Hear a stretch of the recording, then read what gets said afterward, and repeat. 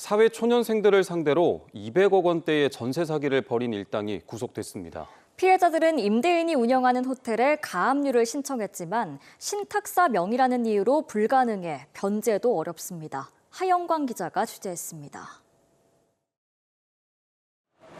부산 화명동의 한 호텔입니다. 건물 임대업을 하며 세입자들에게 재력가로 알려진 30대 A씨가 지난 2021년 매입했습니다. A씨는 같은 해에 경남 거제의 한 료칸 호텔도 삽니다. A씨는 이 호텔 외에도 오피스텔 3채를 가지고 있었는데요. A씨는 세입자들의 전세금으로 호텔을 구매했습니다. 알고 보니 A씨는 재력가가 아닌 부동산 중개보조원 출신이었습니다. 무자본 갭 투자 방식으로 공범 3명과 오피스텔 세입자를 끌어모았습니다. 결국 전세금을 돌려주지 못해 지난달 사기 혐의로 구속됐습니다. 이들에게 당한 피해자만 250명, 피해액은 200억 원이 넘습니다.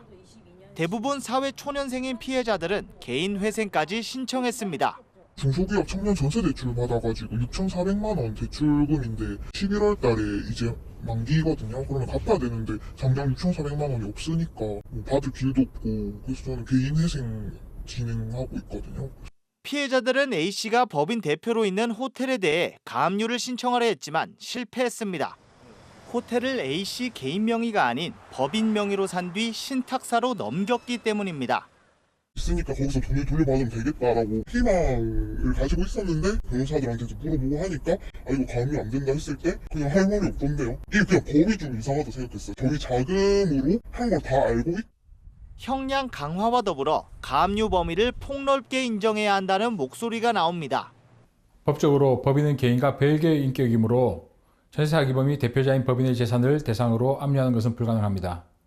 이에 법인이 범죄 수익 은유의 수단으로 이용된 것이 명확한 경우 전세 사기범의 재산으로 간주하여 집행 제한을 완화할 필요가 있습니다.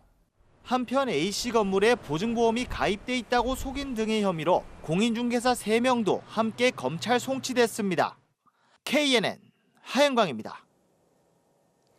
우리나라 대표 습지이자 벚나무 명소가 있는 김해 화포천 습지가 외래 해충의 습격을 받아 몸살을 앓고 있습니다. 나무를 고사시키고 사람에겐 피부염도 일으키는 미국 흰불나방이 퍼진 건데 퇴치가 쉽지 않습니다. 주우진 기자입니다. 국가습지보호지역으로 지정된 국내 대표 습지 김해 화포천 습지의 벚나무길입니다. 산책로 주변 풀숲에서 손가락 한마디 길이만한 하얀 털이 수북한 벌레들이 여기저기 기어다닙니다. 이 벌레들은 외래 해충인 미국 흰불나방 유충으로 나뭇잎에 붙어있다 잎이 떨어지자 바닥으로 내려오기 시작했습니다. 보통 8월까지 2번 성충이 발생해 알을 까는데 올해는 지난달까지 무더위가 이어지면서 3번째 성충이 발생해 알을 깠고 그 유충이 지금 돌아다니고 있는 것으로 보입니다. 화렵수를 좋아하는 미국 흰불나방 유충은 잎을 갉아먹어 나무를 보사시키고 사람에 닿으면 피부염도 일으킵니다. 지난해부터 벚나무길에 출몰하더니 올해 6월에는 무더기로 발생해 나무에서 우수수 떨어져 내렸습니다. 통제를 안 해도 아예 출입을 안 하는 정도였어요. 그래서 어떤 사람들은 우산을 쓰고 다닐 정도, 그 정도였고 바닥이 그냥 허옇게 있을 정도로 그 정도로 심각했습니다.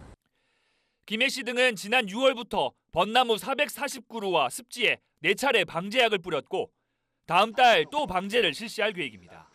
마지막 방제 작업을 할 예정이고 월동 패드라는 것을 부착을 하겠습니다. 월동 패드에서 월동을 하고 나면은 봄이 되기 전 저희들이 제거를 하면은 훨씬 효과적일 것으로 생각되어집니다. 퇴치에 안간힘을 쓰고 있지만 일단 한번 발생하면 완전히 없애는 건 어렵습니다. 대표적인 지역 명소인 화포천 습지의 벚나무길을 내년에 온전히 만날 수 있을지 우려가 커지고 있습니다. KNN 주우진입니다. 세계적인 건축가들이 부산의 랜드마크가 될 건축물 디자인에 참여합니다. 5곳의 후보 건축물 디자인이 공개됐는데 해변가 99층 초고층부터 원도심 2, 3층 규모의 목재 건물까지 다양한 콘셉트를 선보였습니다. 표준규 기자가 보도합니다. 광안리 해변에 금색과 은색으로 나뉘어선 99층 초고층 건물. 세계적인 건축가 도미니크 페루가 내놓은 남천 2구역 재건축 사후입니다. 중간이 뚫린 입체적인 모양의 복합타운은 네덜란드 위니마스 작품입니다. 용적률, 범폐율, 높이 제한 등 규제를 완화하고 설계비를 지원하겠다는 부산시 특별건축구역에 신청한 5곳입니다. 2, 3층의 목재 위주로 지어지는 영도 콜렉티브 힐스와 미포 오션사이드 호텔, 광복동 용두골 복합 오피스텔까지 모두 세계적인 건축가의 작품입니다. 순위와 상관없이 심사에 따라 선정 여부만 결정되는데 특혜 시비를 없애기 위해 공개 발표라는 형식을 택했습니다.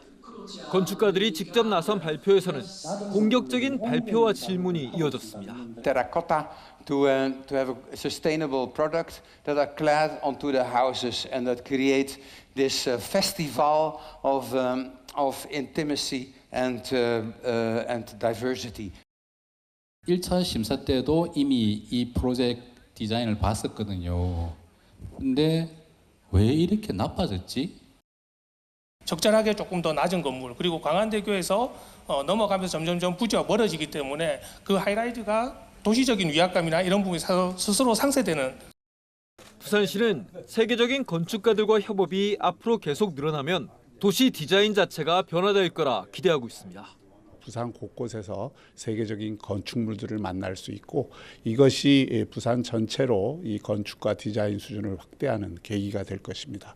앞으로도 특별 건축구역을 계속 확대해 나가서 부산이 건축과 디자인에서도 세계적인 수준으로 올라서도록 노력하겠습니다. 초고층 건축 등 규제를 푸는 데 따른 특혜 논란과 부동산 개발 정책에 대한 비판 속에 부산 특별건축구역 최종 선정지는 오는 22일 발표될 예정입니다. KNN 표중입니다. 9천만 년 전에 살았던 공룡인 스테고사우루스의 발자국 화석이 경남 거제에서 국내 최초로 발견됐습니다. 초식 공룡에 이어 육식 공룡과 익룡으로 추정되는 발자국까지 발견되면서 학술적인 연구 가치가 부각되고 있습니다. 박명선 기자가 보도합니다.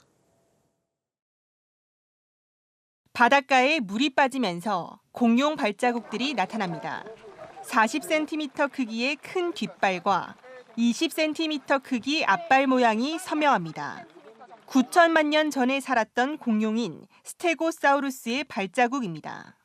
초식 공룡인 스테고사우루스는 목부터 꼬리까지 한 쌍으로 된 큰 골판과 꼬리 끝에 있는 커다란 골침이 특징입니다. 미국에서 자주 발견되던 스테고사우루스 발자국 화석은 국내에서 이번에 처음으로 발견됐습니다. 새로운 종류의 스테고사우루스의 발자국이 발견이 되었는데요. 보행 방법이 다릅니다. 기존에 알려지지 않은 새로운 종류의 스테고사우루스가 이 경남 거제에 살았다, 이렇게 우리가 추측할 수 있습니다. 육식 공룡인 하드로사우루스류로 추정되는 발자국도 함께 확인됐습니다. 특히 공룡의 발바닥 지문인 피부 인상의 경우 더욱 희소성이 높습니다. 이곳 천곡에도 화석 산지가 있는 걸로는 알려져 있었는데 이렇게 저희가 시에서 예산을 투입해서 기초학술 조사를 진행한 거는 처음이기 때문에 그 의미가 있다고 할 수 있겠습니다.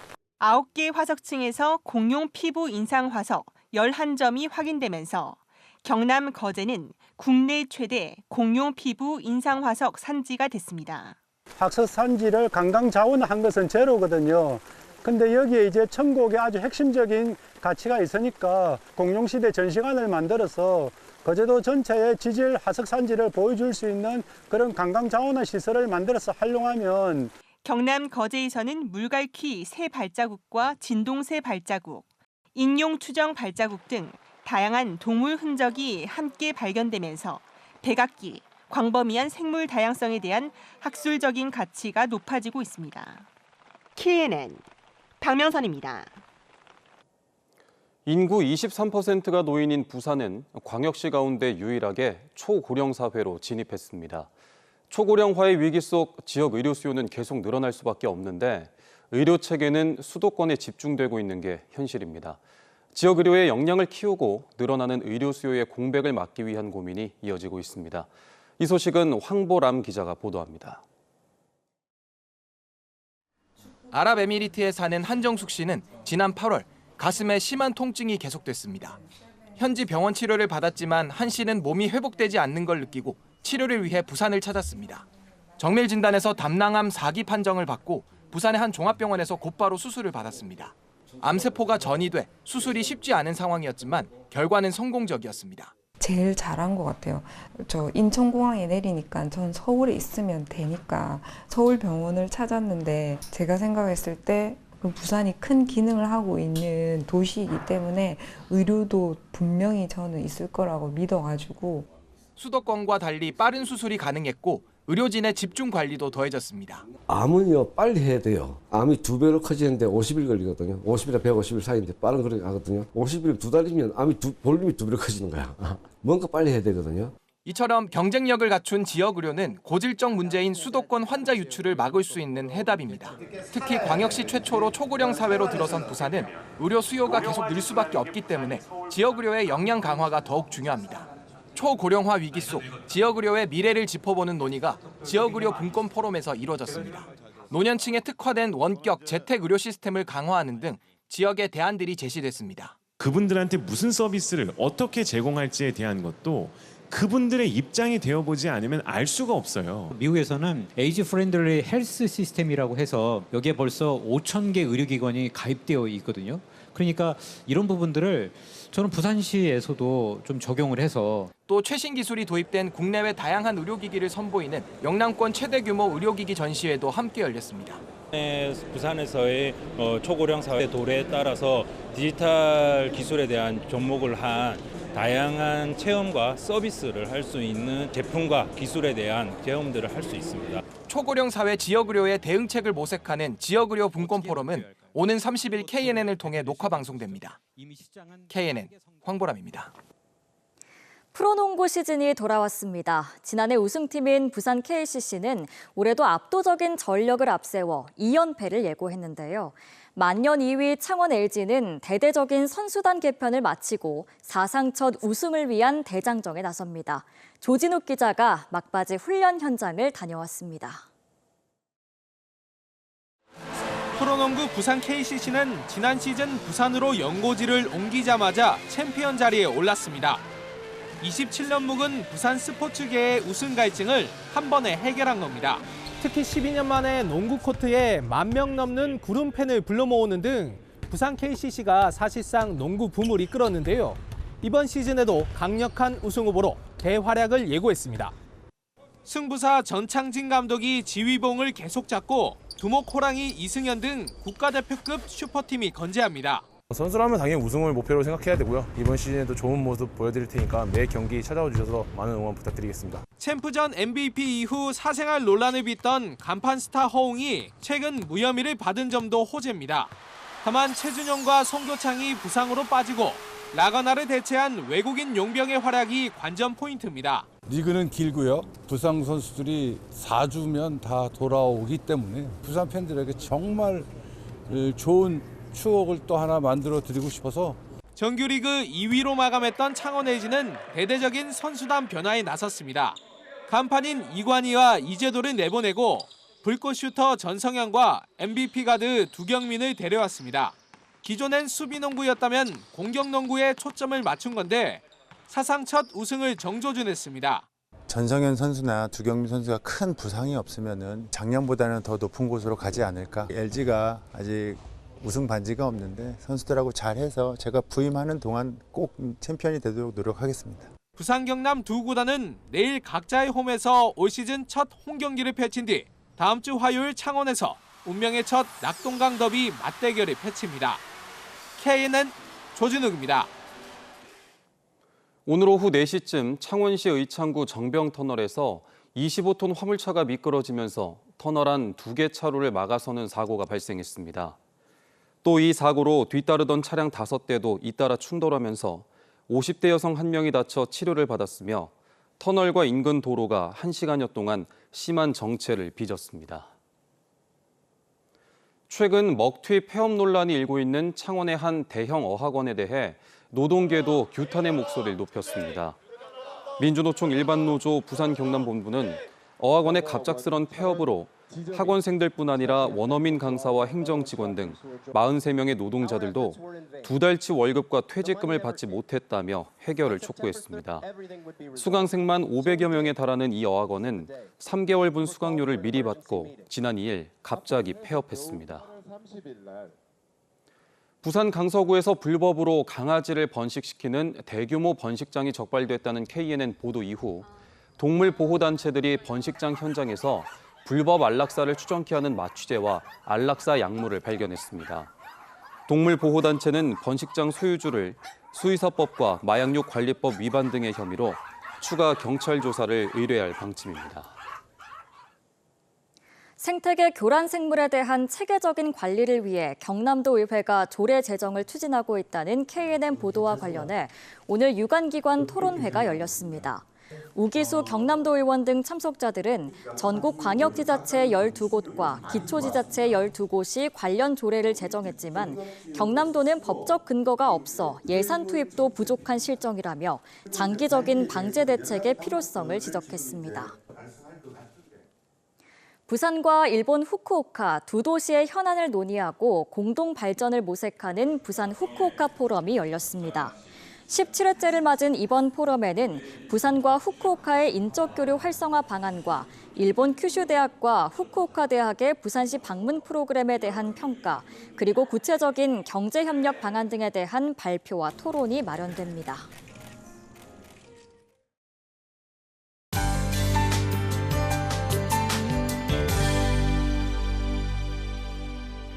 가을비가 요란하게 내리고 있습니다. 내일 새벽까지 곳에 따라 시간당 20에서 30mm의 집중호우가 쏟아질 수 있어서 주의하셔야겠는데요. 이 비는 내일 오후까지 이어지겠습니다. 예상되는 비의 양은 20에서 60mm, 부산과 남해안 많은 곳은 80mm 이상이 되겠고요. 경남 서부 내륙 지역은 10에서 50mm가량이 예상됩니다. 비와 함께 바람도 점차 강해지고 있습니다. 내일 부산과 남해안을 중심으로는 순간풍속 초속 20m 이상의 매우 강한 바람이 불면서 강풍특보가 내려질 수 있겠습니다. 시설물 점검도 잘 해주셔야겠습니다. 내일까지 전국에 천둥 번개를 동반해서 많은 비가 내리겠습니다.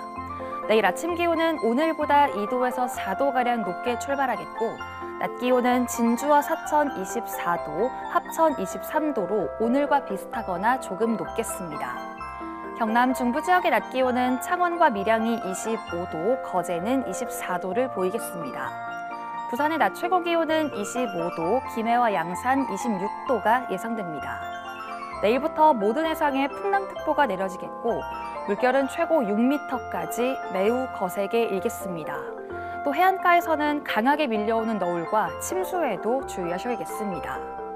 비가 그치면 찬 공기가 내려와서 일요일에는 기온이 뚝 떨어지겠고요. 다음 주 월요일과 화요일에도 또 한 차례 비가 내리겠습니다. 날씨였습니다.